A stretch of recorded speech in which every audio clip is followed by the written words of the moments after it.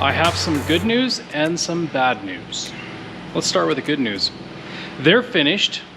Bad news, research and development team ran out of money, so this is what we get. Yeah, kind of sad. But you know what? I think it'll work out pretty well. Yeah, they look pretty close to being identical. So this is what we got going on here. Right here is going to be our fuse panel because the seat's got lots of wiring, and we figured let's just run power to the seats, and then we'll have fuses here. We'll have a fuse that runs your cigarette lighter or your USB port, whatever one you want to call it, and then you'll have at least 2 more fuses for the seat, for your heater and your air compressor and a few other functions. But there's another bay that's open because it's a 4 fuse holder, I think. He's got it over here. Here it is. Okay, this baby right here. So this is what we got going on. I'm happy with it. It looks good enough for right now. This little tray here is for your cell phones. We don't know how big cell phones are gonna get, so we made it a little bit bigger. It'll work, okay. With the amount of stuff that we've got left to do, we're kind of stressing a little bit. The temperature's warming up, the ground's getting drier, and we're not ready to go. So we called a friend. He's gonna come out and help us pull off the Intelligent Ag blockage system off these old toolbars. And just mindless work that just takes time, and it's nice to have someone to help fill that time while we can keep doing other stuff. So he's gonna come give us a hand. So I'm gonna get these toolbars situated for him, lined up, and then he can give us the tools. He can start pulling everything apart so we can then assign it and put it on the new air drill. Let's go.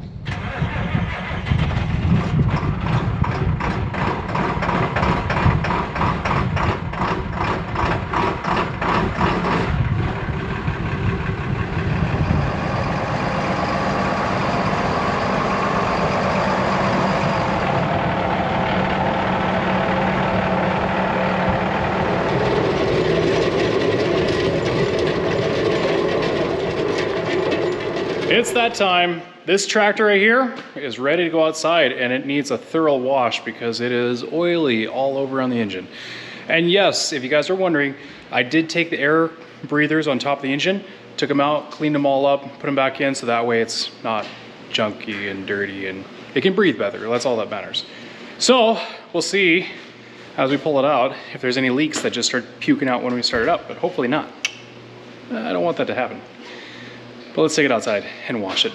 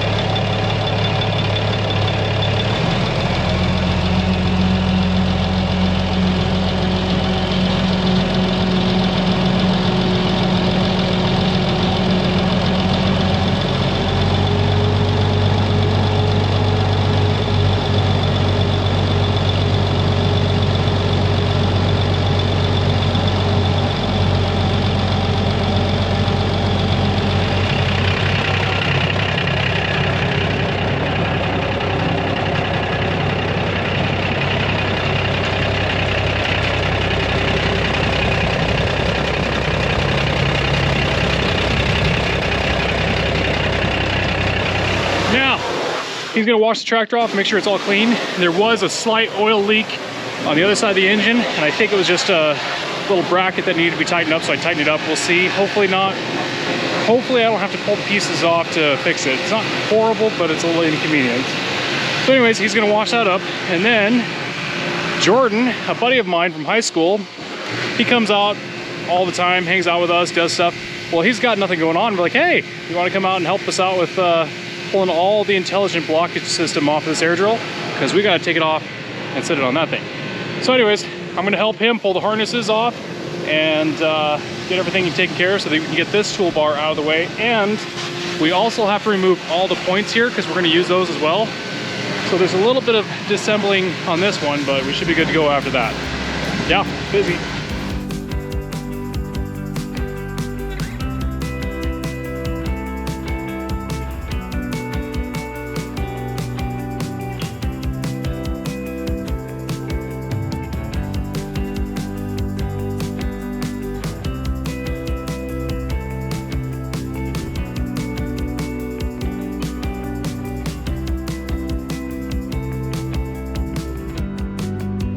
Right, here we go.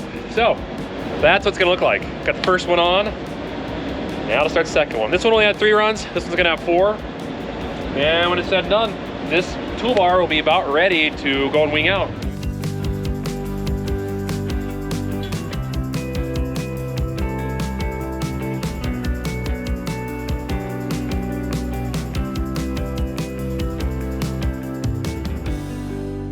Don't tell anyone, but this bolt I grabbed out of the bolt bin has green paint on it.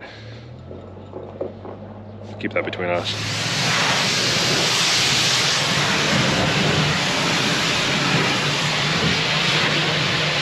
Okay, well there goes my dry sense of humor. We're removing all the points because we want to keep them. They're basically new. What I did is I take an air chisel and on the lathe make a little point, a little cup. So then that way, instead of a hammer and chisel, you can just barely tap out all the roll pins and take the points off. And you don't have to worry about smacking your hand and getting really swollen fingers. Jordan's on that side. He's working his way this way. I'm gonna try to work on this side and work towards the center, and then hopefully we can get this knocked out quickly.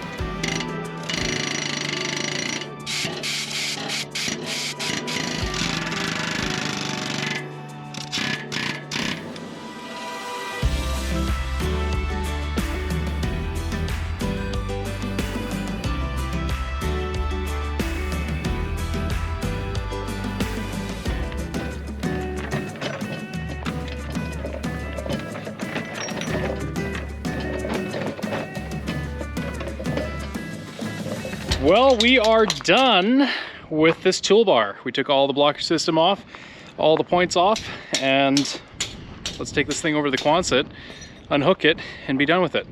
Now the cart, on the other hand, we do have one thing that we're gonna do to the cart. These tires right here, well, they look good, but here's the problem. They're getting weather checked. You see all these big, massive gouges? Well, they're not gouges, they're big cracks in there. What happens is when we fill this thing full of product, it squats those tires down and those gaps become pretty big. So what's gonna happen is something's gonna go through and pierce right through that thing and pop a tire, and then we'll have a full cart with a flat, and changing down the field's gonna suck. And we have tires from that 600 bud that'll fit this right here. So we'll swap these out, and then that way we don't have to worry about those tires going flat. I say that now because, well, hopefully we don't have to worry about it. Anyways, let's take this thing over to the Quonset and drop it off.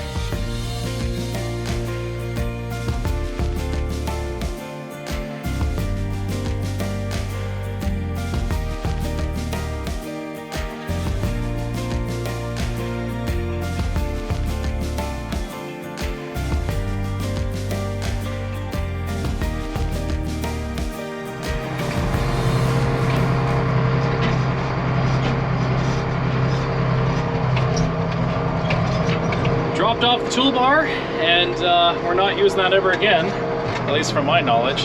Don't see that we'll ever use it again.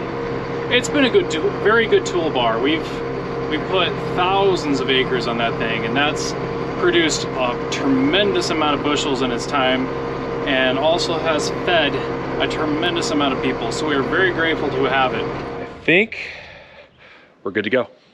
So I'm gonna take it out again. I'll wing it back out. Back it back at the shop. Then we'll see if our distances for our hoses have changed much. We need to lengthen these ones.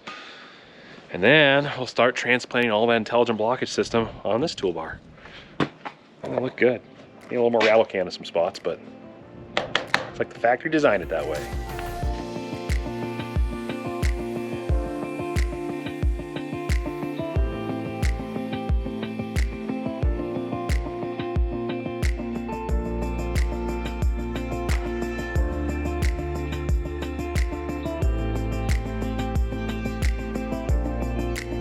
There we go. She's all plumbed in, all the way from the front, all the way through the whole system. Last thing we got to do is climb in the cart over a little block, because the carts are 8 runs.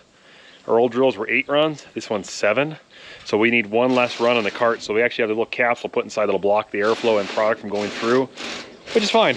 We just had to determine which one to run to block. So I think we got it figured out. So she's all together. I'm going to start going through and tightening up all the wires and hydraulic lines that we took apart when we were taking off the tow behind setup. So get that all kind of tightened up, looking nice. Dad's starting to pull off the double chute system. We decided to go ahead and just yank it off because, well, obviously I didn't build this to double chute, and it's unlikely we will ever do double chute. So we're gonna take it off, put it in a pile, and use it for parts. Now, before I do this, I wanna just tell you guys something real quick so we don't get a million comments down below saying, you put them on backwards. Okay. See how the tread pattern on this cart is facing the opposite direction on this cart? Either somebody had a bad day and they didn't want to switch it around and they put them on wrong, or they put them on correctly and they knew what they're doing. These are on correctly.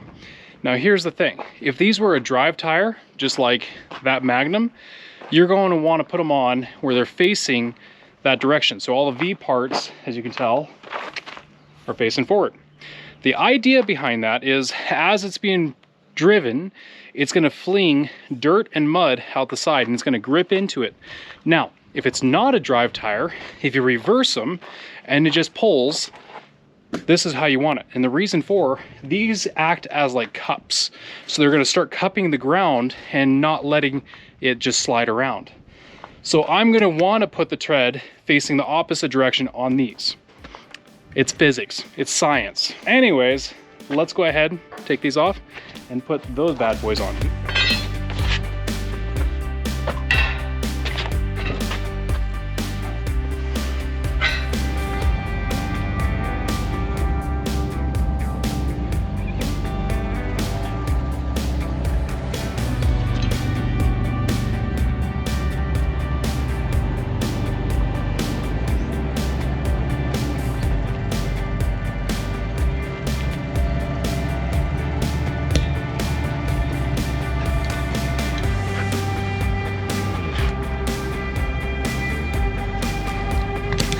Okay, good.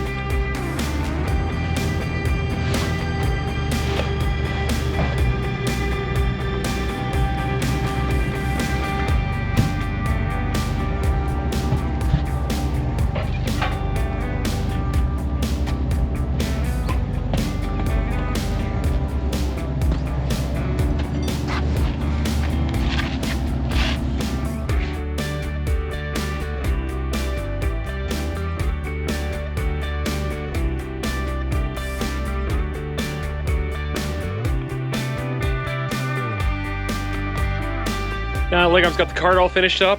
We're gonna take the Steiger off the toolbar, bring the cart over and hook the cart on, because that'll be permanently attached to that toolbar, which then will be attached to the Big Bud 650, 600/50, when we're ready to roll. And this tractor is probably gonna hook on the 3850 cart and hopefully another toolbar if it ever shows up. So we'll see. Let's go fire this thing up.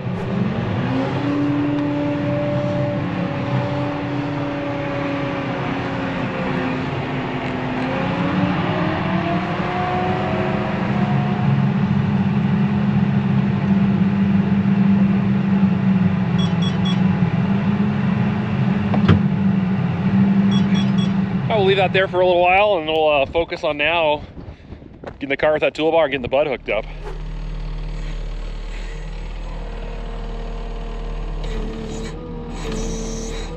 All right, cart's on and the Magnum is not pulling it, but that's okay because we got a bud. I'm gonna start getting all these hooked up, and the hydraulics, I don't know exactly which one goes where because until we get this hooked to the tractor, it's hard to know for sure. So I'll just go ahead and plug in what I think. But then from here, I think I might start installing that intelligent ag system. That's gonna be a little time consuming, but we'll get it on.